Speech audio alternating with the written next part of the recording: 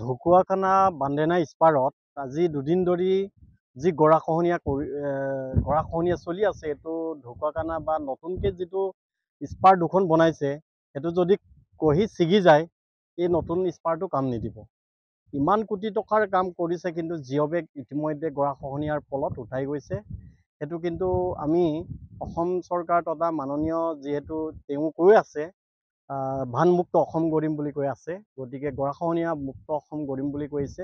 বিষয়টোৰ ওপৰত সমগ্ৰ বিষয়টোৰ ওপৰত উচিত তদন্ত আমি বিচাৰিছোঁ আৰু বিজ্ঞানসন্মতভাৱে কামবিলাক কৰা নাই। সেইটো আমি জলপটকৈ এইটো ওলাই পৰিছে।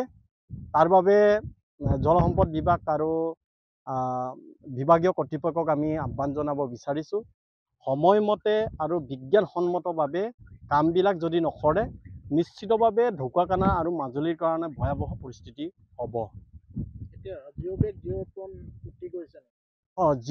জিঅ' বেগ আৰু জিঅ'টেন ইতিমধ্যে নেৰানেপেৰা বৰষুণৰ ফলত উঠি গৈছে আৰু নিম্নমানৰ কাম ইয়াত কৰিছে আৰু উপযুক্ত কাম কৰা নাই।